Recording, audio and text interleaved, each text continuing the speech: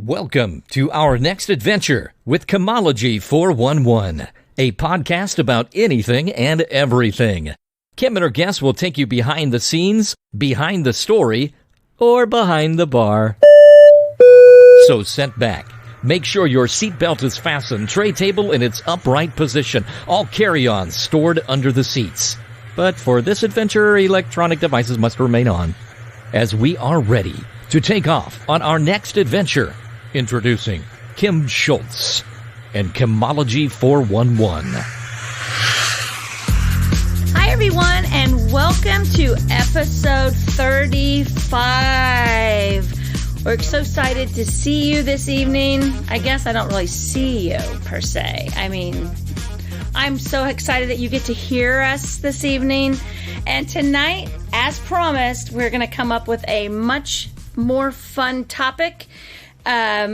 We're going to talk about ghosts and the paranormal, kind of how it's been, especially in my life, because I have a lot of different ghosts and fun stories to talk about. I'm Kim Schultz, and I'm your adventure coordinator for this show. Let's say hi to my co-host, Tyson Harley. Oh, wow. She did like the little, you know how when you're a kid and you're on the overpass and you try to get the semi-drivers to go, for some reason, she did the little thing with her arm. It was like a cheerleader thing. I was like a little pom-poms. I'll take it. So speaking of things that we can't see, it's kind of funny you said that accidentally. Right. Well, I can't see you, and then we're going to talk about we're talking about ghosts. And also, the other thing is, it's kind of related because the world has been very spooky lately. It is.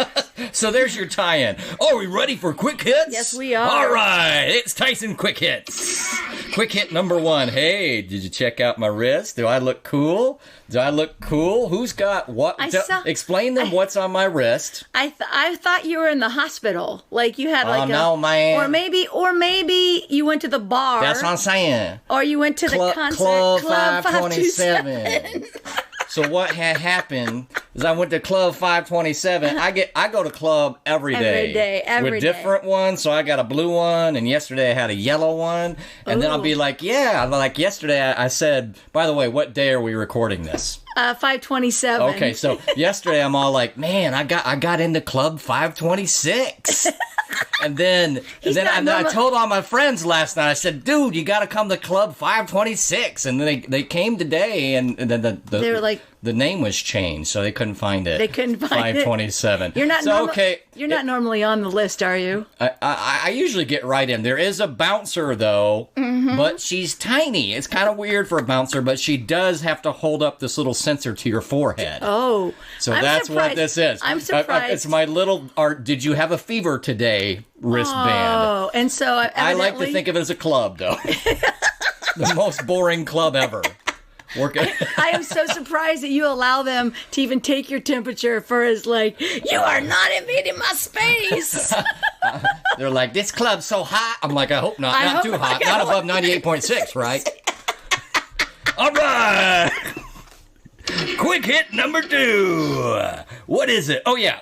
So, we've talked about how maybe off the air. So if you're going to be easily offended, sorry. Sometimes we do that. Yeah. Where we look at just individual dudes who are like age 25 in their trucks and driving by themselves with their mask on. Oh, and I have a particular, I don't want to say disdain, but I certainly crack up at the idea. And then I realized, though, I do have a little bit more leeway in some cases when I see some, 20-something dude in the supermarket, but he's with a hot girl. Well, if you're with a hot girl, I'm like, there's proof of God level girl. Like, this is not random. This is definitely... Right. If she wants to wear a mask, you're not going to rock the boat. You're wearing the mask. You're wearing the mask. Right? If she says wear a mask, you wear a mask. Exactly. I mean, you don't want to rock the boat. So I give a little bit more leeway to those guys who, they're wearing masks. They're single guys. They really have basically zero chance of any serious effect. But they're with really hot girls. So go ahead, wear the mask. It makes sense. Quick hit number 3. Related to that, I realize that... part of whether or not you get into this situation is what your organization's outlook on is it, right? Right. And if your organization is one that that has the outlook that you should be extra careful, then you're more likely to be extra careful. There's a certain pride with what, I should say, certain mindset where you try to match that organization. But what I realized is that some people have too much pride in their organization, like they're tied too much into the identity of the organization. Like, my organization couldn't make a mistake, and therefore I am the biggest flag waver for this. Right. But related to that, I just wanted to say it's not about this current situation, but what type of employee I feel like I am and that every good employee is. And that is someone who is so ready to go, yeah, I work at such and such and such. I work at such and such place.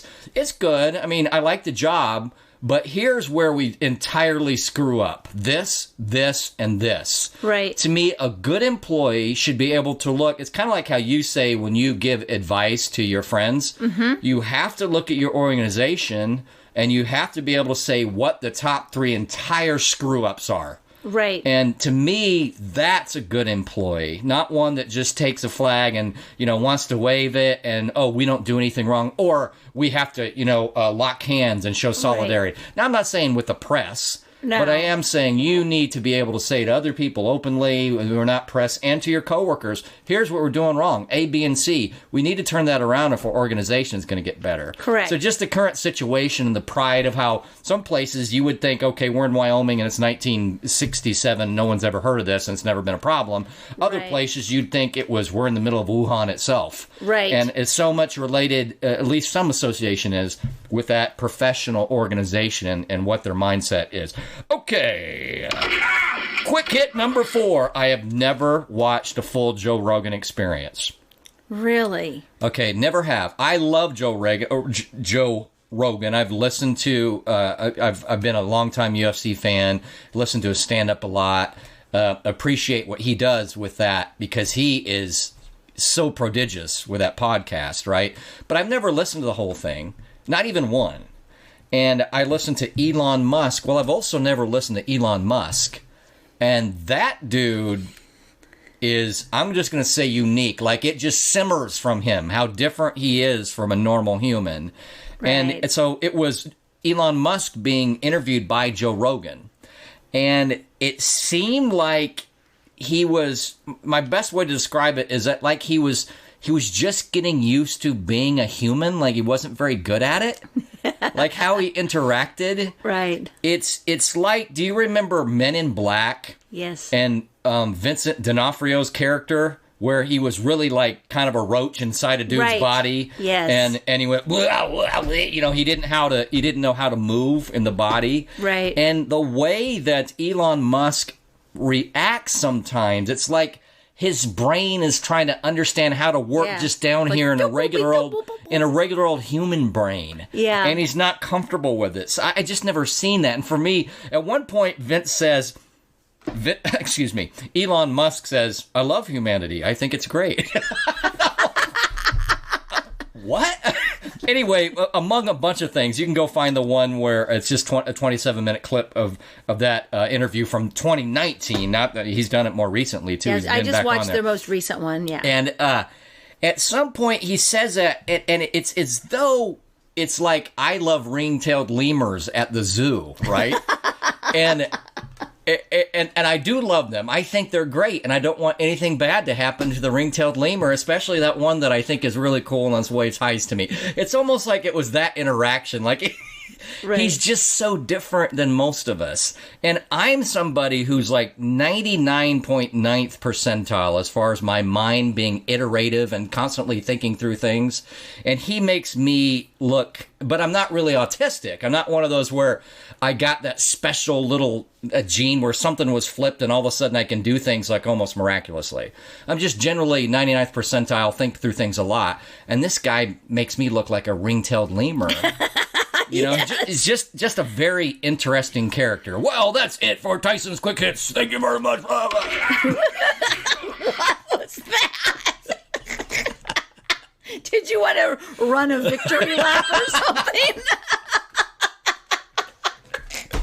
Hey, I just know our production's off, so I try to make up for a little energy in there. I will put away our production machine Maybe if you become a chemology insider, you'll find out more about the production machine. All right. Oh my gosh. Let me put that part of the production machine away, and then put this other piece in this other area where it normally sits. He's already cleaning. Oh my gosh. No. So I just have to say that, and we're not talking about it. Like last week we did our show on the mental abuse part, and we did an excursion because there was just so much more. And I actually listened to it today, and it was actually a very odd. Like, I thought we did a really good, because it's a very bad subject, but I still think that we did a great job, kind of. With that, because it's just like a harder one. But last week I did promise that Tyson was going to come up with a fun topic, and he failed. Hey, no. What had happened? Was that I thought of maybe, okay, so Kim said it first. Okay, so let's be straight. She said, well, maybe we do ghosts. And I said, that's an amazing idea. And I said, you know what? I think I probably somehow induced your brain to say that. And I actually thought of it first. So anyway, I get no real credit for coming up with the ghost topic. And so I told him, you still have to come up with a good topic. So she said she wanted something fun. And I'm like, so no Federal Reserve? Yeah, no, yeah, exactly. No pesticides. No pesticide no pollution. Stuff. I said, what if I throw in some jokes nothing about genocide or Hitler? Yeah, exactly. If I just throw in a few some jokes. Yeah. So no, she didn't think that I was would like, work. nope. And so we're like on day 62 or something of stay in your home or whatever we're calling it now. And so just to clear it up, it is actually 5/27/2020. And as of yesterday, the governor of Kansas decided to leave it up to each of the counties in our area to kind of protect the citizens, because we're all complete idiots, evidently, and we don't know how to take care of ourselves. And I say that sarcastically because I'm honestly I'm tired of this. So we know what we can do and we can't do. And we still have people bossing us around. I don't understand how it works. Well, the interesting thing that I didn't know, because I didn't know about the development yesterday. I've been at a pretty busy work week for being so short. But you said really one of the highlighted, strictest counties to this point in this state just decided differently. Yeah, they're pretty much, a lot of the counties were just kind of like, all right, we're kind of getting back to normal. I think they're going to start getting in their quarterly budgets reflections, and there's not going to be a pretty one. So anyway, tonight we're not going to talk about it, but we do want you to know that it is still going on, and it is very hard to talk about anything else. Well, anything, because and I was downtown, and in my brain, and this had nothing to do with the podcast. So the term that came to my mind was still ghost town. Yeah, it's. I had a meeting. Speaking of ghosts, Right. So I actually have had 3 meetings this week with people. So I got to do my AWE meeting yesterday. We met at the Celtic Fox at noon. There was the group of us 7 and like 4 other people in a restaurant that is normally packed. Yeah. I parked right in front with empty parking spots, left at 1:15, and there was still no one walking downtown at lunchtime. Yeah. It's horrible. It's just creepy to me. The thing is that until we get past it in a more officially approved way, right, a lot of people aren't going to go back to their regular routines. No, even though they're generally not. I mean, they're still wondering until restaurants are officially all the way open, and then it happens for a little while. Or if the governor says, listen, we know what we need to do. We know the population at risk. Please use your head and your heart and don't put those people at risk further, and especially if that's you. Right. But otherwise, you know what you need to do. The population at risk is older folks. Give those stats. Say, I trust Kansans or wherever you are to do what's right. But I trust you is the point. Yeah, that'd be nice. And so off you go. And please, let's be happy Kansans again. Yeah. And just be careful on your own, using your own responsibility. Right. Be careful around your mother. Be careful around your grandmother. and so on. Right. But until that officially comes down of just like, well, whatever, but I still think it's a thing, then a lot of people are still not going to they're still staying inside. And actually, that's what's supposed to happen. You're supposed to have a lot of people that are so scared they don't come out, so that people like us, we can go out, do what we want to do, and it's not overly packed. And I'm fine with that. They want to stay home, stay home. Yeah, just at the restaurants. But they'll start getting out. Yeah, and when the restaurants close down, you know what? You don't have a place to go to because you guys are staying at home, and we don't want to put the restaurant owners' lives. We don't really care about them so much right now. We're just going to deal with that later. But so we have a lot of stuff.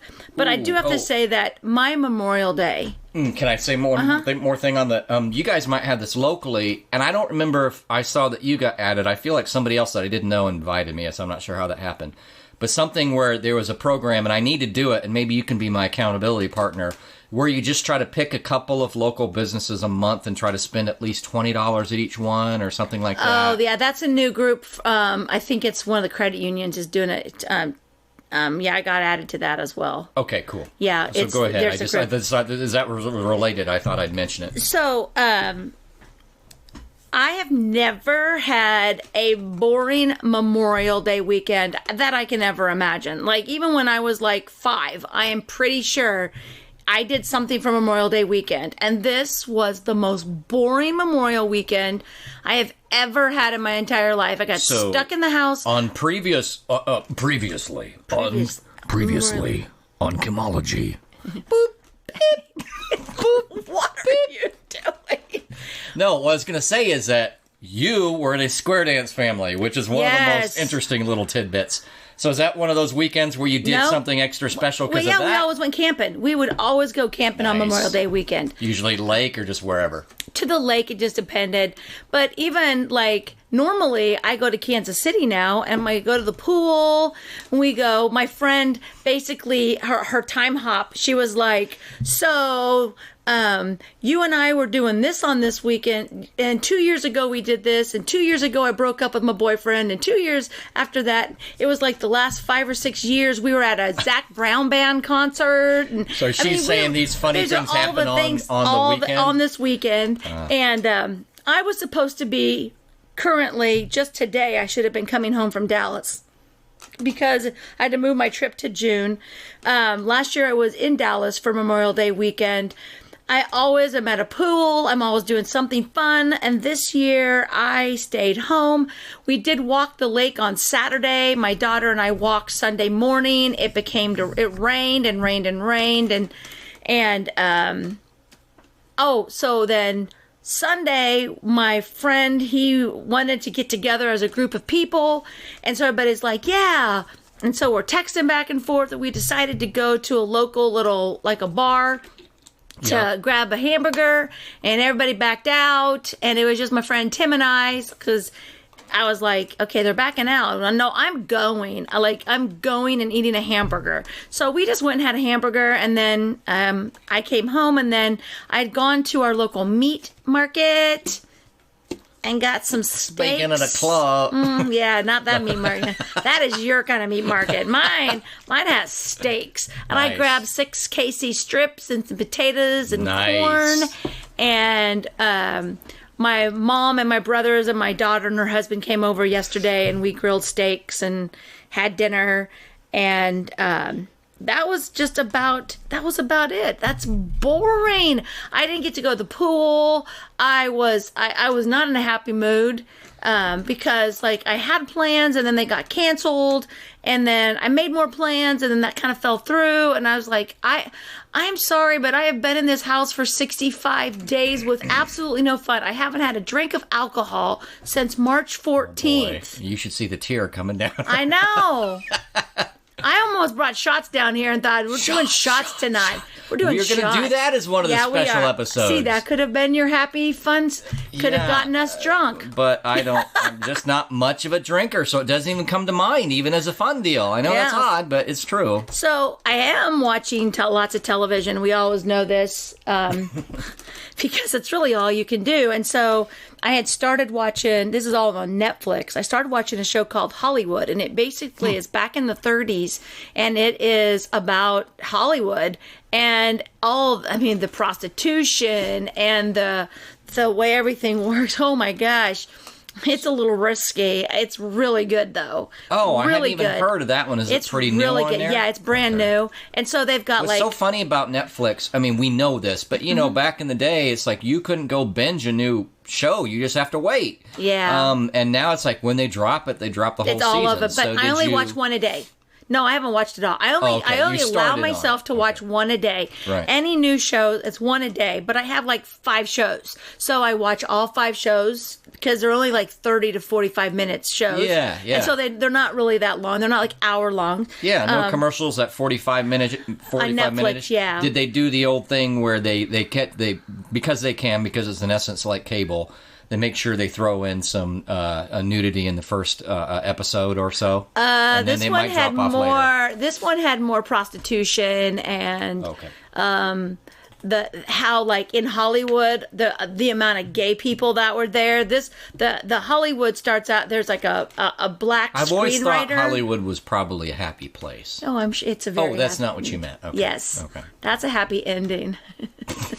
Sorry. You said anyway, I interrupted. You said something about a. So there's a black screenwriter, and of course, back in the days, blacks did not have equal rights, right. And so it has to do with the black screenwriter. It has to do with the black actress. It has to do with prostitution, gay, how the studios worked back then. You know, like because they used to like basically kind of own the actors. Yeah. So anyway, it's a really good show so far, but it's risky. So if you don't like risque. If you don't like it, you probably don't want to watch it.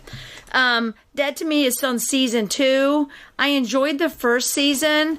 This one is a little more, makes me a little bit more anxious because we know that I have a lot of empathy, and it's the other one had more humor in it, and this one they just say the you mean F word. Season or this is different season. Show? Okay. This is season 2. It's the same show. It ended and then it continued. So you're saying the other one is in the first season? The first season was nice. Well, it was more comedy, more fun. You know, like sarcastic. It's a sad topic, but there was more. This is just okay. Like, 10-second premise because I know we don't want to go too long. But I just don't remember. What it is. So Dead to Me is Christina Applegate has 2 children, 2 sons, and her husband is hit by a car and killed. And this girl befriends her, but she's actually the one that hit the husband with the car. Does she know it? Not yet. But I mean, does the girl who hit the husband know yes, that? Okay. yes, she finds her on purpose because she feels really bad. She's just a nice person, but the boyfriend made her leave. She wanted to call and help, but the boyfriend made her leave, and it's a story about that. It goes forward. Wow. More stuff happens. But in the second season, it's just the F word the whole time. I mean, even the little small child today, I watched it before you got here. The kid, he's like 8 years old, says the F word. So it's one of those because like, you know, a kid is having troubles because the issue of processing losing a parent. And no, that's last season. Now there's more drama. There's drama. There's I just more. didn't know if that's why he was cussing. No, he was. There's just so much going on. His bird died, or I don't know. Anyway, like that, but his bird died. Yeah. So anyway, but the other one that I am enjoying so much is Never Have I Ever, and it's about an Indian. Used to be a game? Correct. So like it's an Indian, she's from India, I believe, and she is performing at her school, and her dad dies of a heart attack. So she's playing up in the concert, and she sees this, and then she wants to have sex with the hot guy, and she just wants to grow up and have her own life, and she's like 15 years old, 16 years old. Anyway, it's just a cute show. So the theme is like when you're a young kid, you'll have sleepovers or whatever, and you'll do that where you haven't necessarily done very much, but you're trying to experience more, and that game is called Never Have I Ever. So it's kind of like Never Have I Ever, because she has all these dreams of wanting to do stuff, and it's such a good show. That sounds it's a really cute show. So I recommend that one on Netflix. So anyway, so that's really all I have. As far as TV, the only I finally know what I'm going to do with Netflix next, because I have a hard time picking up series. It's weird. I'll binge and then I may not watch Netflix for 4 months. I'm serious. Oh, so Lord. the reason that I was listening to Elon Musk is because my nephew said you should watch the Bob Lazar Joe Rogan Experience. Bob Lazar is a guy who was associated with Area 51, said he had information from there. He's been around since the late 90s. He was on the old Coast to Coast shows. Anyway, he's got a new Netflix show up where I'm trying to think of the name of the producer, but regardless, the producer does a lot of documentaries. And so there's, an hour long, Bob Lazar, UFOs, and Area 51 or something. So I'm going to watch that because my nephew says the Joe Rogan Experience interview was pretty good because the guy doesn't seem crazy. Well, I knew that because I had listened to several interviews. Supposedly the documentary is pretty good. So that's what I'll be watching next. All right. Well, let us know how that is. So we're going to move on to the topic of ghosts and the paranormal. Do you believe in ghosts? Ooh, yes, I mean, I do, but a broad theme here is going to be that I just don't think I'm sensitive. I have one experience that's not really personal experience, so we'll get to that, but I believe in them, yeah. We had some poll results where we just looked up briefly. We had one from October of 18. Anyway, yeah. It was... Well, no, I think I looked up two. We looked up more than one, but one we looked up was 45% believe in ghosts and demons, and okay, that's if you count the ones where they said definitely, and other ones said probably. Probably, yeah. So almost half of people believe in ghosts and demons, and then another one that I looked up said 29% said they had been in touch with the dead, and 18% had seen ghosts. So I know that seems a little weird, but right. I think it means more like that, their loved ones that had passed, right? And so you look at the numbers around there, and I found another one where it was about 60%, a group poll. But Pew, which is a survey, one poll that was sponsored by Groupon, that's weird, said about 60% had seen ghosts. But another one, which is Pew, which is a more usual research and poll place, said about 18% in October, right before Halloween in 2015, said about 18% said they'd seen ghosts. So I have never, however, I do believe, yes, and I do have an experience, but it's not a direct visual type thing. Visual? Yeah. Well, I totally believe in ghosts, and I believe in spirits. I believe in guardian angels and people that help you. And so I'm just going to go over just a couple that we have. First of all, the house that I live in, Dutch and Gertrude used to live here, and Gertrude was probably all of 4'10" and probably weighed 80 pounds. She was this little old lady. She was just she was a little spitfire. And she used to love going to the casino in Las Vegas. And that's actually where she died. She was playing the slot machine and she actually had a heart attack. And Dutch was 12 years older than her. She had lied about her age and started working when she was 14 years old or something, and said she was 18 years old. And started working at the phone company or whatever, and that's where she had met Dutch. Where did you get this information? They lived in my house. My mom was the executor. They're like my grandparents. Oh, cool. Yeah, okay. So I've been in this house my whole entire life, pretty much. It didn't look like this, but I bought it from the estate. So Gertrude had died, and Dutch died 1 year later of cancer. I mean, he was done. They knew you. Oh, yeah. They were my grandparents. Okay, so and experienced things with you plenty. My mom took care of them. In fact, my mom found them passed out in the house when carbon monoxide almost killed them in this house. Wow. With their old furnace that they had. And so they came out to our house and stayed, but we would come over here all the time. Over in those cabinets is where his Penthouse magazines used to be hidden, and we'd be looking through it. Here I am with my brothers who are both gay, and we're all looking at naked women. None of us care, evidently. Except that it was cool that you actually found it. It was why are these girls naked? So, how far into your childhood were they still living? I would have to say, I I bought this house. So I bought the house in 88 and Dutch died in like 86, 87. Okay. So I mean, I basically- was out of high school when Dutch died. So, I mean, all the way up, because when Dutch died, my mom was the executor of the estate, and I bought the house It from the wasn't estate. just childhood. You knew them when you No, were growing up. no, like all the way up. Yeah, all the way up. Interesting. And so we moved into the house, and weird things kind of happened. And Dutch wasn't didn't have the biggest sense of humor. Gertrude, however, she was a little pickle. And so I know that it has to be Gertrude that used to be in this house, especially when Chelsea was younger and even like in high school. And a couple different things that she does. First of all, she hides things. And You've told me this before. This is I weird. had my phone case, and I always put my phone case in the same spot. Well, I remember coming down to my office and taking my phone case and putting it on my desk, right on top of everything.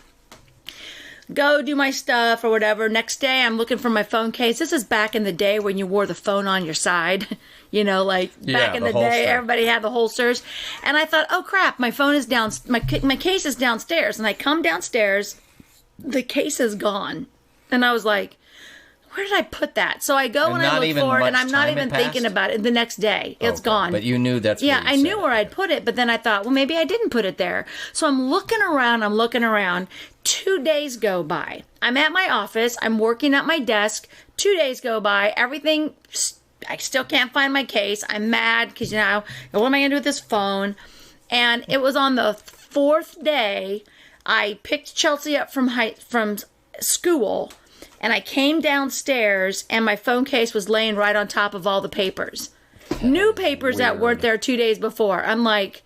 I was like, hello, weird. Gertrude. So then the other thing that happened was Chelsea really never ever had a smart mouth. Like, she never sassed back to me until she turned like 24. And then all of a sudden she got puberty, evidently. But as a child, she never really ever smarted off to me at all. She just, I just told her what to do, and she just did it. Well, one day... That's good. But she also had a problem with ever putting anything away. So she's sitting at the kitchen table. She gets up and she has a bottle of water in her hand. She takes the lid off of the bottle of water. She lays it on the table, and she's drinking her bottle of water. Mm-hmm. She gets up from the table and she's walking towards me to go towards the front room. And I turn around and I said, "Did you just leave the cap on the table from your bottle of water?" And I went to turn around, and it flew over my head. And I turn around like, you did not just throw that at me. And she had not moved. She was still standing in the kitchen. Away from the table. Away from the table. And it flew. And she was standing there and like white as a ghost. And she's already white anyway. And she was like this. She is, I man. did not do that. And I know she didn't, because she was scared to death. It just flew over my head. And I thought, Gertrude, because she was probably mad that I got mad at little pretty princess. You like me, but especially her, are a bit pigmentally challenged. Yes, yes. So anyway, so that was my Gertrude story. What I do know is then when my dad passed away, I want to tell you I'll tell you the story about my dad. But I'm going to tell you about Boutwell first, because at our restaurant, we have a ghost, and his Mr. Boutwell. We actually had all the people come in and do the EVPs or EMVs or whatever they call it. When did you first discover Boutwell? Was it a historical research or through a reading or something like that? It was through actually, we saw him first of all. So we moved in our restaurant in 2002. And in 2002, every single one of our employees would call us freaking out. There's somebody in the building. They're upstairs. But I went upstairs and there's no one there. And it's funny because it's a gray person, and it walks from the guy's bathroom. Oh, heck no. And it walks up the stairs, and it's just gray. And I've seen it multiple times working there, because you just see something flash, and then you can see it flash go up the stairs. So how many times of those were you alone, if at all? And most of the times, because it's in the morning. The first time I freaked out, but then the second time I was like, oh, this must be just a ghost. Because we're downtown, there's a lot of ghosts downtown because we had a lot of crematories downtown and a lot of different funeral and homes. downtown, like any downtown, you think that's the historically old place. So this is literally the street that is just not blocks from the old territorial free capital site. Lots of stuff happening. So Kansas being known for the the struggle of whether it's going to be a free state or not. We had two capitals, and the one that was the free state capital was right near this very restaurant. Right. And then the one that was the regular capital prior to that was about 20 miles east or whatever, 15 in Lecompton. So the history, at least for this area. Yeah. And then you also figure, hey, there might be history because it's also not far from a river, which is historically where humans, live and gather. So there could be some of that. So, but how did you find out it was named Gertrude? Okay. No, Boutwell. Mr. Boutwell. How did you find out it was named Boutwell? So we hired the people we didn't hire them. We had people that were going around and we had been talking about it. And they came in and they said, we want to do some of our investigations here. Mm-hmm. So they bring in their machines and they do all that kind of stuff. And the first one, Christopher, my brother, is there. And my dad had passed away by that time. And because the break room had actually opened as well. And Christopher's there. Your other business that's more there's two. They're in the same building kind of thing. Yeah. So they're doing their stuff. My mom and Chris are there. And their thing is just going like crazy. So did they do that at night and your mom and Chris were there just because they were there, or was this like during business hours? It was at night. Okay. Nobody was there. Okay. It might have been on the weekend as well. But anyway, so they go over to Christopher and it's just going crazy. And he goes, and they asked him, they said, would there be somebody connected to you here? Because my signals are so high. There's something wanting attention. And my mom goes, well, my husband died, his father died, and it went, it was gone. And they said he was here because that was him letting you know that he's here. And then it was gone. So it's like you hit the nail on the head. And then it went away. Whoa. So that was my dad. So they cleared that up. So they started going around. And the weird thing about it is where a lot of the stuff happened, they found out that Boutwell, we looked it up, his house was right there. In fact, we're a salad bar, and he had the whole back was all of a garden where he used to, and he had there was 12 kids, or I don't know, it was a ridiculous amount of people in his family. He was some soldier. You'd have to look him up because there's history about him. And he was like a soldier in some war, but he used to sit on his back porch, and it's just really weird how it works. But so really quick, remember that thought. The site of this building is a regular downtown where you see it's kind of the building goes basically back to the alley, just for listeners. Right. So are you saying at that time it was more residential and it was a house? garden? That was a house. And where he was, were you saying that's where our salad bar is? That's where his normal residence was, as opposed to. Yep. Okay. Yep. That's very so interesting. Field of Greens is his house. So my brother is a magician, and he used to do a show called Dinner with the Dead. And we would do about Boutwell, and he would do a magic show over at the break room, and we'd do a dinner show. And one night, a lady was in the audience. He tried to incorporate the fact that the ghost. Oh yeah, the ghost showed up at every single show. But now that was next to your other place, but it's close enough. It's all one building. Yeah, that Boutwell would come over there too. Yeah. Okay, it's all one building. That's very interesting that he did a magic show, but he said, hey, but the kicker is we believe we have a real ghost here, and we plan on having experiences. And I'll have to find the picture to show you, the picture of Boutwell looking my brother straight in the face from the flames from the candle. Yeah. Yeah, I'll show you that. But anyway, that's awesome scary. Yeah. So, but he's not mean. He's done two things that I'll tell you about. So, in this show, there is it's like a martini glass, and it's got a lock that is around it, like a key lock. And then there's all these keys. And the magic trick is you go around and you give these people the keys, and then they turn it. And the magic trick is I don't know if Chris does something. I don't know what the magic trick is, but those keys don't open the padlock on the glass. They just don't. You just stick it in and they spin around. All of them do. So he gives around all this envelope, and then he has a secret place to go get the key to make the trick happen. All right? Right. So there's a lady in the audience. We do the dinner show. Of course, we have people we don't know there all the time. He goes around, does that. She gets one of the envelopes. Christopher goes over and says, try to open the lock, turns the key, and the lock opens. I don't get it. It's not the right key.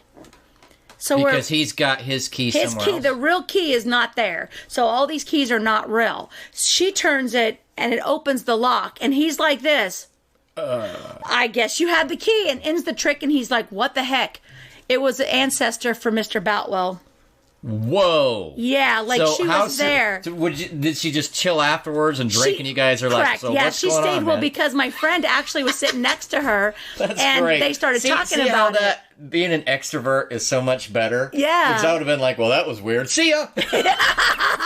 Glad you came. So she stayed. So then the second real big thing that happened is upstairs at Field of Greens. When you see him swing, he goes upstairs, and that's where our office is. So he must have had a 2-story house. So does he go like he's on existing stairs, or does it almost look like he's taking a different path that might have been the old he goes right stairs? up the stairs. He goes right up our stairs. So my mom went upstairs, and she's OCD cleanaholic, so she had rearranged some of the stuff upstairs. And upstairs is all of our paper products and our plates and our cups and storage food and all of our catering stuff and just a bunch of lids. And so she cleans everything up, comes to work on Monday, and paper is everywhere. The glasses, like wait, you're saying she did this on the weekend? On the weekend. And what day on the weekend? On Monday, on Saturday. Okay. She would, or maybe probably was Sunday actually, because she always goes in on Sunday to prep for soups. Got everything prepped, but she had rearranged some stuff. Went up there, and everything was all over the floor. Someone's like, no, that's not the way I want it. And she was like, who came in here? She called my brothers, and she was so mad. She thought some of the employees had gone in there, gotten drunk, and just like did it on purpose. And everybody was like, no, we didn't do anything. So we figured he did not like what she had done to the upstairs, and he was made his presence. And that's really about. And there's more, because every new employee, they will freak out. We never tell anybody. You know what's funny to me too is because you shouldn't tell them. It's like, yeah, why would you tell them, honestly? Because it hasn't been mean. No, but there's not. What's interesting to me about that is that I do believe that in some cases, I don't know if it's the strength of the presence or what, you might be able to see it or feel it, and I wouldn't. You won't. Yeah, you won't. So it's very interesting that in that particular case, they most of your employees can see it. Yeah, they can, and it's a gray shadow that goes by, and not all of them have. I mean, but most of them have called freaking out. So, all right. So then, my dad. This is, to me, I wanted to go on the Ellen DeGeneres show because this is incredible to me. If you doubt this story will just make you, it'll probably make you cry. I'll probably cry. So anyway, my dad had Lewy body, which is Parkinson's dementia, and he was sick for quite a while. And it took him about 3 or 4 years to get to the point, which is also Zoe's extraordinary playlist. Her father has PSP, which is sort of like a Lewy body. It's a mind thing. And so if you watch that show, you would kind of see what my dad did. His brain worked and his eyes would work, and he knew everything going on, but he couldn't communicate with us anymore. And so it was really just a messed up deal. And when my dad was finally, he had given up and he was just done. So that happened briefly with my dad. It's almost like he knew that, and he was just done. But he was very young. I say very young. He was only in his early 50s. And they wanted to do another arteriosclerosis on him. And he had said something like the day before about, my sister could tell you better. She remembers these things better than I do. about how he didn't want to go through with anymore or something like that. Yeah. So that just a slight aside to the idea of how much you still want to give to this whole thing, to this particular plane of existence. But go ahead. So he is in hospice, and of course I go to Facebook and I said, my dad is in hospice and he is gonna, he's gonna be dying soon. So I'm gonna take a break and I'm just gonna go basically hang out in the pool because that's kind of where I was at. That's my happy place, and I wasn't. You can't be there the whole I can't be there. My mom was there the whole time, and I get a phone call from my friend Kathy, who actually. My dad, she worked at the catering company, and my dad would order sandwiches for ESGR, which is some military group that he was a part of, and he always dealt with her. Well, a few years earlier, her grandson Dagan had passed away at like the age of 5 or 6, and he had had cancer at like 3 years old. He was fine, and then I think the story that I hear is like he's at Disney World, he kind of trips, and then they fight, and he does all the stuff he possibly can, and he actually passes away, and he dies at a very, very young age. And she calls me, and she said, is there I would like to ask you to do something for me. And she said, would you go talk to Alan, because Dagan is alone. Nobody he's ever met is up there. Is Alan your dad? Yeah, it's my dad. Interesting. Go ahead. Would you go tell your dad that when he gets up there, would he please be with Dagan and take care of Dagan until someone comes up there, because that's he's all by himself. And no one, I know that he's being taken care of, but I want him to know. Yeah. So please tell him to let Dagan know that we think about him, we love him, and that someone will be up there soon. And I was like this, okay. My dad's dying, and I'm glad because I think... And you said that you believe basically 100% that he understood things. He understands everything. So I went over to hospice, and like I said, my mom wouldn't allow my dad to be alone. She did, she wanted somebody in that room at all times. So he has a twin brother. My Uncle Elliot was there, and I was there, and I said, why don't you guys go eat? So they went to go eat, and I was just there with my dad by myself. And of course, he's just laying in bed. His eyes are kind of closed and open, and he's not on. He's in hospice. And he should be going anytime. And I was like, Dad, hey, I talked to Kathy today, and told him the story. And I said, this is what you want me to tell you. And when you get to heaven, would you please let Dagan know this and this? And I repeated it to him. And of course, he's just laying there, and I kind of felt a little weird, like, hey, you can do it, but you know what? That's what she asked me to do. So I told him, and so my dad passes away a couple days later, and everybody comes in for the funeral, and we're at the graveyard, and we're sitting in the limo, and I have got my aunt. My aunt is in there with my mom and my brothers and my daughter and stuff like that, and I tell her the story. I go, yeah, my friend Kathy, her grandson had passed away, and told her the whole story. And we get out of the car, and we're walking over towards where the tent is, and I see this tree. So like right next to where the road is, where the cars are parked, there's a tree, and it's got all these butterflies hanging from the limbs. Right. And I thought that was kind of weird. And so I go, and what time of year was this? My dad died in August. Okay. So usually you think that would be a spring thing. That's so. The butterflies, but yeah. Well, I don't think they're ever gone. I think they just stay there, hanging over top. And I look down, and the grave that is right next to my dad is Dagan. Whoa. Is that in town? Yeah, it's over at Gage. Wow. So I can find my dad because I can find the child grave. And then my dad is parked. My dad's parked right next to him. My dad is buried right next to Dagan, and I got chills. And so immediately when I got done with everything, I called Kathy and I said, just let let your son know that my dad is with Dagan. And she said, how do you know? And I said, they're buried right next to each other. Wow. And how many years had passed in between those two? A couple. Passing? It would have been a couple years. So at a big... So like, and my mom had just bought the plots. It wasn't like my mom had plots. It wasn't like she had picked out. After my dad had passed away, my mom didn't know anything about the Dagan thing. She wouldn't have looked it up. Right, of course. Anything. So that's my dad's story. And to me, that's just awesome.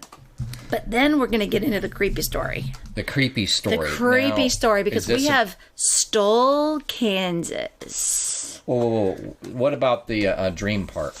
The dream part?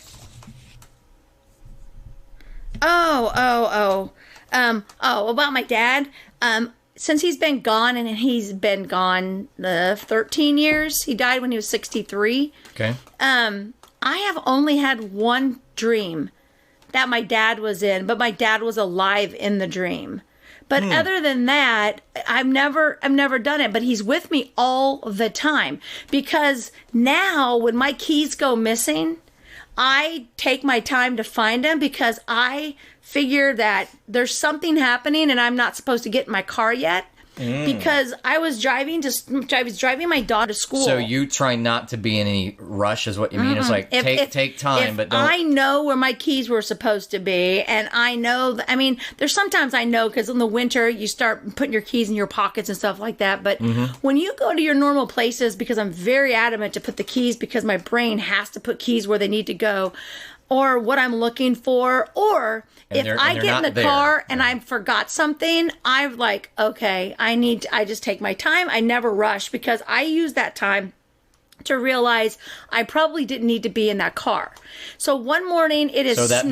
That minute or two or three might be the reason. Your whole entire life. So I'm not going to try to make it 20 seconds by springing. And I gave up on that, because because before I thought, nope. You know what? I have a feeling, like I'm thinking, I'm not supposed to leave yet. I'm going to wait. So I'm taking my daughter to school. It's 7:30 in the morning. It's a snowstorm. It's bad outside. And I have driven her to school every flippin' day. And you get on the highway, and then you get right off the first exit, and you go down that street, and then you turn into her school. I'm driving down the road in a snowstorm, and I pass the exit. And I'm like, I don't even have to get over. Because when I get on my on-ramp, you don't even get over in the other lane. You just stay. Well, I think it's because it was a little snowy or a little bit whatever. So I get over into the actual highway lane, and I passed the exit. And I was like, Chelsea, I just passed the exit. Well, you can keep going around and go to the other exit, and you can go into the back of the school. Right. So I didn't slow down or anything. I was just kind of like, okay, well, we'll just go to the back of the school. I come around the back of the school, and I go to drop her off, and there's fire trucks, there's ambulances, and there's about a 7-car pileup right in front of the school. Wow. And at that point, I realized when I make a mistake, and if I go the wrong way, I don't get mad. I just continue, because I allow whoever's directing me to take me on a safer route. I have just learned. I don't know if you ever have a feeling like that or not, and I do. I mean, I have it all the time. I think I'm too Spock-brained. Again, it's something I need to work on, but I just don't have the natural sensitivity. So regarding that, about he has helped me many times. When you say you didn't, I did ask somebody today, just because I knew this podcast has come up, and they told me an interesting story where they lost their son, and they've never seen him or anything like that. However, experiences with the dead, right? And so this one was along the lines of, okay, well, I took his dog because I was just going to take his dog, and he had a fiance, but I just went over and got the dog. She was fine with it. I wanted the dog. I needed this because this was, she lost her young adult son. So she's like, well, I'm having this dog. I'm going to have this connection. So she said one time she's just walking, and it's not that she hears per se, but in her head, a thought just pops up where she's walking this dog, and it's just thank you. And then like a feeling of gratitude. Like it was her son thanking her, and thank you for taking care of him. I love that dog. That type of thing. Not that whole thing went in the head. Right, just to thank you. And the gratitude, and I said, and was it and it was interesting because it was too early for you to have gratitude in any way, shape, or form. Is that part of your point? She said, yeah, because it was early on. She's still devastated to this day. I mean, there are certain months of the year that she just can't. She outright says she can't function well from losing him. So. It's interesting that some people, it may not be I see or a particular thing, but they have a very particular thought, and they, and they manifest. That was not my thought, or that, that's the thing that comes to me. Stopping at a light, doing, just different things that I have actually gone through a light and just got over into another lane as a car almost smashed into me, and like my life has been saved so many times since my dad has been gone. I have to thank, I thank him daily, because things happen all the time. So back when you said you had somebody at the restaurant, I was just curious because the person I just mentioned said the other thing that was interesting is she's not big into this stuff, but she's either known people who have that kind of ability, or she visited one, and then she had some funky experiences. But the one that she thought was very interesting, I said, you should send that to me. And then I forgot to look at it to be able to tell you. But it was like a paranormal, not pornonormal. Not the whole pornonormal. No. Paranormal investigator group here in town. Yeah, that's the one. Yeah, that's the one so that came. I wondered if it might... Anyway, one of the people involved with there, she showed me the page, but of course we were 4.5 foot away or whatever, so I wasn't trying to look close. And I saw which one she pointed to, but then I wasn't reading it. And anyway, one of them is supposedly very good. And I wondered if it was the same group. You can hear our ghost talks. We have recordings of him. And the other thing I thought I'd mention real quick before you talk about Stoll is I went to Paracon. Kansas City has a conference, and it's kind of fledgling, but it's probably in about its 3rd or 4th year. Thing is, this whole situation might be moving it this year. I don't remember. It may have even canceled it. I can't remember when we went last year. I kind of think it was more the fall or the later summer, because I feel like it was pretty darn hot when we went. So maybe they'll still have it, but you know how so many people are trying to plan way ahead on where they can have this. Right. And they can't, so they're, because of tickets or whatever, they're not leaving open the possibility they can still, some of them are doing the planning of the cancellation way in advance. Right. But anyway, there is one called Paracon Kansas City, and we went last year, and I went to almost every single deal, and almost every single presenter. And it was over a course of 2 days, but not all of them, probably 70-80%. Of course, I went on breaks and stuff like that. But when I was there, I was mostly listening and watching. And they had some pretty good stories, all of them, from doing the various haunts. And there used to be a group here that did the ghost tours. Yeah, they're still around. And I've done one of those before. So anyway, just wanted to mention those things real quick, and then you were going to go to Stoll, Kansas. I do want to let you know that my brother and I were arguing at the restaurant one day. Like, we're screaming at each other at the break room. I like yelling, because yelling. He was just being a brat. And my mom was standing there. I'm yelling, and our security system armed itself. And in order to arm it, you had to put in a 4-digit code. And it armed itself. It just started going beep, beep. Like you have 30 seconds to get out, and my mom screams, "Your father is not happy with you." Well. And I was like, "Does that alarm on?" And it set itself. I was like, either our yelling was able to hit forward things, but anyway. So there's been different things that has happened with that. But we do have a bad thing. Yeah, we do have a bad thing. But let me make a correction. I think, as I mentioned, my dad's last few days, I think I said arteriosclerosis, and I meant to say he was going in for one of those angioplasties. Remember that ridiculous primitive thing where they thought. I always put it to right now, this idea that it never made a lot of sense. If you remember, we're going way back. That's incredible on that era, right? Right. And they'd say, what we do is we put a balloon inside here, and we inflate the balloon, and then that pushes the fat, which is the blockage, to the side. I always thought, even as a kid, well, if I had a sponge in a pipe, I could push it, but if the fluid's going through it, isn't it still going to expand again eventually? Because at that time, they didn't have the stents yet that, that would keep it open, and they didn't have any way to just kind of scrape it off and then catch it so it wouldn't go downstream. Right. It would just, push the balloon. So anyway, I think I said arteriosclerosis. I meant angiogram, just to correct that. So Now, those are the good things. Those are actual things that have happened to me. But I do have to say that you always have ghost stories. We've got the woman in white or something like that, which my brother is actually on the Discovery Channel talking about. He's on a show. There's like they're not even allowed to say. Locally, it's in a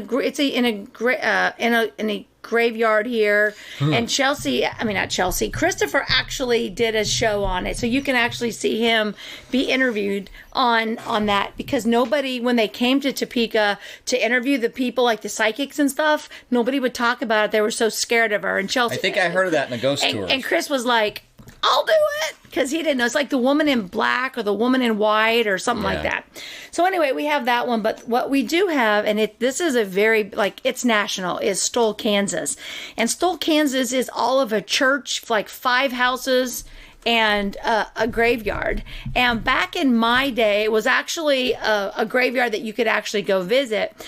And so you would drive from Topeka to Lawrence, Kansas, and you would take that road to go there, and it's up on the hill. And there used to be a building there. Yeah, there used to be a big, like, people almost would go up church or there, something. and these are just the rumors, because I never did this, but they would go up there for their satanic, like, cult things or something like that. Never went. Don't know if it happened, but there was a story that happened and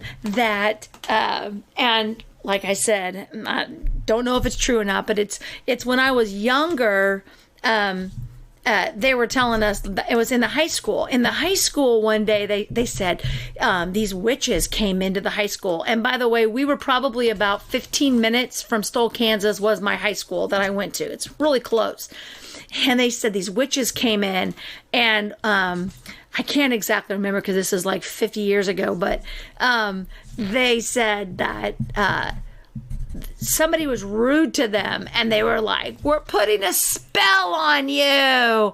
And so they were like, that's a bad thing. So then there was like a bus accident, and like we had an accident where we really did have an accident. So I can't remember if they tied the accident to the witches or not, but we also had to where some people went up there on Halloween and they were having their satanic thing, and then they like chase them in their cars. So like we were terrified. I don't know, the demon people. But anyway, as a child, we were so scared of that place. And now it's burned down. Like it's all gone. It's gated up. You can't go in there. Isn't there like to your point, the Stoll is just to the west of Lawrence on a kind of a rural highway instead of like the interstate, obviously. Yeah, but it's in between Lawrence and Topeka. And one time I remember when I moved up in this direction and heard about it, it's like the gateway to hell. Yeah. So anyway, now you can go and you can kind of look and be, well, that looks freaky, but I'm not going to walk over there. And it doesn't even look as scary as before because most of the stuff is gone. You can see the foundation of a building, but it burned down. And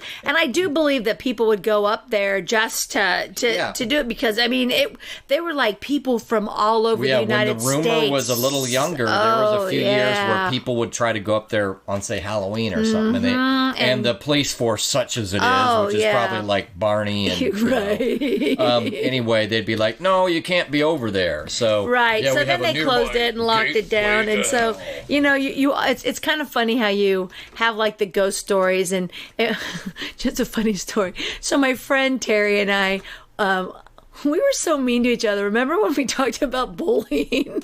Well, Terry and Jay and we went driving out, and we're both chickens. And I don't know what it was, but we both liked Jay. And so we went out and we were at a graveyard for some reason. And we were like, here, you switch me spots. And so she got out of the car and we locked her out. And she's screaming, laughing in the car. And we're like pointing behind her. Oh my God. She could have had a heart attack. We were so mean. Speaking of girls, we're like, why the heck do we go to a cemetery? A, just like a little bit of excitement, right? Right. But B, what is with girls and the flipping Ouija boards? Oh no! Why do they do that? No. Why? No it's Ouija like a girl board. thing. No. It's like every time I turn around, it's some Ouija board. Dumb young girls are like, we're bored. Let's pull out the Ouija board. And then all the So I'm going to tell my story, and then and then we'll be done. We'll talk about a couple things paranormal caught on camera. My story was just something pretty simple. I was a mass communication major in college, and so our building happened to be the old main building of the school. So think of when most of these schools, a lot of them were teachers' colleges at first, and then it got expanded out to universities, right? So the initial big building that looked like it was, put up in the early 1900s, that had that certain look. And so that was called Old Main, and my major was based in that building. So I had a public affairs radio program, and so I just come up with some subject every week and have to go interview somebody. And often I would have them just meet in this third floor of this Old Main building. So there's probably some history to the building. I'd never looked to see whether there's any weird tragedies, but I don't know that ghosts always have to be around tragedies. It can just be around sentimental attachment and stuff like that. So I have a pretty nice, now granted it's a cassette recorder. It's not like DVD, but it's professional level. I can't think of what the brand is called, but it's professional level from back then. And so I would have the mic set up real nice, like better, as good or better than these mics that we use here. Set up really nice. You know me, I'd be very particular about levels. You'd have a little meter on the mechanical, a little mechanical meter and everything. And I recorded, and then usually I'd over-record, because worst case I'd think best of, and I could bring it down to my 30 minutes that I needed, minus the commercials too. So I was doing that one night, and I would do that often late, because I tend to be a little bit detail-oriented. What? So, and then too much of a perfectionist. So as I'm trying to bring like 45 or 50 minutes of an interview down to the appropriate time and put in all the various production elements, I'm listening to the interview, and it was just us two. No one was around. We had our own separate room. And I just hear in the background where I'm talking, and then he's talking, then it's something like, and I can't remember now, it's been so long, whether I could pick out a word, but it certainly was, and there was nothing else in the room, and it wasn't us two. Right. So to me, it was a classic EVP situation. Oh, yeah, definitely. And at one point, I had saved that just as kind of a separate little file. But we had these weird, do you remember Sony mini discs? Yep. And they, Sony tried to be so proprietary so often. And then when they would, it's just their technology. They don't want to use the standard. And then that may or may not hold. So I put it on probably on some kind of either data disc or Sony mini disc, where then now I can't access it, or I eventually lost it. So I did kind of cut out that piece. But so that's my EVP story. And Very cool. It was a good one. It was definitely not us. I mean, we were out here talking like you and I are. Right. Where you know how that sounds, and then all of a sudden something is way up here close. So that was an EVP story for me. Very Otherwise, cool. I do love watching paranormal caught on camera on Travel Channel, because to me what is so intriguing about some of those is it's just like Harold over in, I don't know, Lancaster, England. I don't even know if that's in the UK, and he still just lives there. He never tries to make any money off of his videos. Right. He's only made the one, and there's just some incredibly intriguing video. Yeah. And you're like, well, what's the point of this? Because he didn't really make any money, and then the only reason I even know who he is Paranormal Caught on Camera decides to go talk to the original poster of the video. Otherwise, I wouldn't even know who he is, because it's some camera footage that he just put up in his basement, or because they'd heard the sounds and stuff. One of them was so scary. They're like, we're hearing stuff in our basement. And this is I'm going to say unfinished, but more like unused basement. And so you go into a big room, and then sometimes there's a little room off of the big room in the basement, and they heard just these horrible screeching, just demonic sounds in the basement. They eventually moved. I mean, but think of a female doing that. Yeah, no. And they caught it multiple times, and they're like, okay, we're out of here. Another guy where maybe he's just mad good with Adobe Premiere for video. Right. He sets up a camera, and stuff starts flying everywhere in his kitchen, over a period of hours. He puts it on, what do you call it, where it only takes a time lapse. But I think he also has some just regular timing too. And the dishes are flying off the shelves, and the cabinets are slamming back and forth. And at some point, the chair is going up. So I do believe in even poltergeists, and I've seen enough of those where I go, do I really think this little old schlub over here living in this tiny old apartment that's probably a building, because, you know, buildings are so much older over there, is like a 400-year-old building, because that's all he can afford right now, is messing around on Adobe Premiere, even though he's not trying to get famous. Maybe, but when you see enough of those and you go, that would be really hard to fake. How would he fake so much activity? Cabinets closing and opening, you know, dishes not just, you know, falling like they got a string, but flying across the you know, drawers opening and silverware flying, and then chairs even popping up into the air. Right.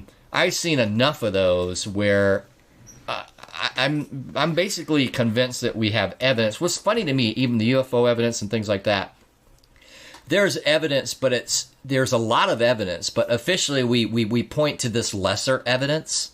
Right. And in the day and age of phone and good media that you can, video media that you can put up on the internet, it's like if the official academics don't mention it, we act like it's not a part of the literature and the real evidence package. And in reality, there's a lot of stuff out there that if anybody would really take a good look at, and I've looked at it with, I try to be critical, but then I go, well, what's his motivation? And I just don't know how they fake that. But you know, the thing I've seen about enough it of is it from just any old person that I'm convinced that at least some of it is real. And if some of it is real, as they say about the UFO thing, then that phenomenon is real. Right. Right. Well, but you have to be sensitive to it, and you have to focus on it. It's like anything in your life. When you're not focused on it, whether it is bringing positive into your life, bringing negative into your life, and understanding who is around you and what is around you. And I totally believe that there's more stuff, and a lot of times it's when it just flies by. I can just see things like go by, and I don't even get freaked out anymore. Like what was that? You kind of look. I'm just thinking, okay, they're just going around. Now I've never. Are there people there sometimes when you see something fly by? Yeah, like you're like, and they're like, hey, did you just see something? I'm just kind of like, something just went by, and they're like, what? They don't. Oh, see I meant it. just like did your daughter? You know, did anybody like have a mutual? Oh yeah, no, okay, no, I don't think. And I haven't been around like any horror, like, you know, like mean spirits. But I have watched some of those TV shows, and they're just kind of like, and some of them you're like, I don't really believe you, because I mean it's television. I don't believe in. Yeah, it's I don't like, really believe in a some lot of it like their own power, and they don't understand it. But sometimes, I mean, I do believe that you can't totally you can't have a complete show about something and not be found out that you're a fraud as fast as, you know, like there's a couple different kids out there that, you know, just that are kind of psychic and all that kind of stuff that can conjure with ghosts. I don't have any of that. Like, maybe I would, but I've not tried.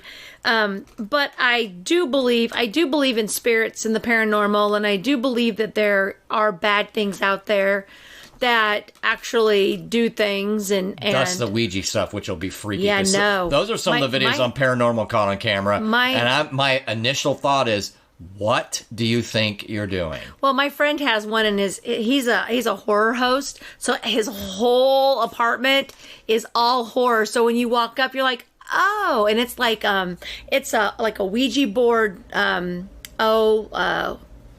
blanket. No need. So you go in there, and I'm not. That's why I'm not scared so much about that, because I'm not into all of like that. Because you're not conjuring anything up just because you have it. Because we have the Ouija board. Yeah, it's I mean, you part got to do it. But you got to go in and no, I'm not. I'm not opening up a gate to hell. I'm not going to be the world. I've watched too many movies. I'm not going to Jumanji anything. Certainly nobody here or anywhere around believes that, you know, 80% of the things you could pull up are probably real, but it doesn't take 80%. There's a certain small percentage where I go, wow, that is really, really intriguing. Right. And those are the ones where I mull over and go, it could be fake, but I'd like to see somebody prove it's fake, because I'm not going to just assume it is based on the other things I know. So around that, just a couple last thoughts from me. And one is that it's interesting that, you know, my ability to accept it is really just evidence-based because I'm Spock brain. I believe in it, And that's not, I believe in it. That's subjective. But yet it requires, what I lean on is this evidence, because I don't have the ability, apparently, or not easily, to sense things like you. So there's two different levels of acceptance. I agree. And then the other thing is that, do you believe, like I just saw this the other day, because when I say I watch Paranormal Caught on Camera, I don't very much, because I have Sling TV and barely ever watch it. But it's caught my attention a couple times where I'll binge watch it when it's on. And so I, went ahead and added myself to a Facebook group that's around Paranormal Caught on Camera. So I see that stuff in my news feed. And this idea of, can you tell one of the pest ones, one of the bad ones, okay, that's fine, but you don't bother me anymore. Stop bothering me. Is there some kind of you don't have to answer it in any long form, because I know we're going a little long, but do you just happen to believe that if you say, okay, that's great, but you need to leave now, or you need to leave us alone, that there's some kind of a cosmic rule that says your brain you have told them that, and so then they will? No. I don't believe that you can just tell somebody, you know what, hey, I'm done with you. I don't believe it, because I believe that you would have to have other things to get rid of somebody, because they're not listening to your brain, nor are they really paying attention to what they say. How do they communicate with us? Right. You don't have a clue if they're listening. It's not a freaking TV show. It's not like they're listening to English. You could be talking to them and they're just kind of like, no, this is my place and I'm not going anywhere. And I think the more sensitive you are, then the more probably the pain in the butt it is. I'm not that. I don't see ghosts everywhere, but I did have a friend that showed up. It was Dinner for the Dead, when we were doing Dinner with the Dead, and she was actually one of our new waitresses, and she went downstairs and she ran upstairs, and she said, there is something not good downstairs. And I said, what? And she goes, there is something not good downstairs. And I said, I don't know. And she goes, no. And she would not go back downstairs. She'd have to go to Field of Greens, go to the bathroom, because downstairs at the break room are the bathrooms. And she was like, there is something down there not good. And I was like, And so I never felt that, but she could always swear. And we have. Did you talk to her later and to find out did she was a generally thought she was kind of sensitive, or was it just that one spot? She's always sensitive. Okay. But we also have another mutual friend that did the exact same thing. I'm not going to say her name here, but she did the exact same thing when she was helping us out at the restaurant. She came up, a different one, and she goes, like she didn't say that it was bad. She just goes, there's a lot of energy downstairs. A lot of energy. And she actually does tarot cards and stuff like that. And I was like, oh, it's probably just our ghost, because we're doing a show and he's probably nervous, because once again, you never know what he's going to do during this show. So he's a little nervous. He's about to go on. Oh, it's about time. Got the old butterflies. Maybe that's the ghost green room. Exactly. All right, guys, thank you so much for giving us your time, and appreciate our listeners. And we are excited that our show continues. We've already just put up our 50th. This will be like our 52nd show, and that's just incredible for a podcast. To me, that's incredible. 52. Make sure to comment in our Facebook group, Kimology411. And if you haven't joined yet, you should. Thank you, Tyson, for helping make Kimology411 so awesome. I am just so glad that I came up with this topic of ghosts. Oh, no, you get to come up with another topic. Oh, darn it, you remembered. That was a fun topic, though. Good idea. Yeah, that was fun. I told her, I said, we have our strengths. We're yin and yang. I told you, right? I said, you did. I'm a good co-host, but that's the problem. That you are the one who I'm good to add quality, but I'm not so good with really deciding on things and just going with them. So that's one of my weaknesses, and thank goodness is one of Kim's strengths. We're going to try to train me. You're going to... You should see his face. What if we talk about Super Bowls for 30? Super Bowls that bounce a lot? Super Bowls. You're like, no. Can't do a podcast on Super Bowl. No, they're technology and it's fun. And the farthest anyone's ever bounced one. Well, I've got 62 questions on my Facebook. You could have just went through, because this was one of them.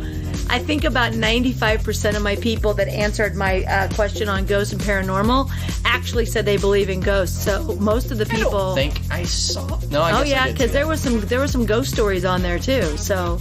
Anyway, all right, guys, we'll talk to you soon. And everyone, please make sure to keep taking all your adventures. Bye-bye.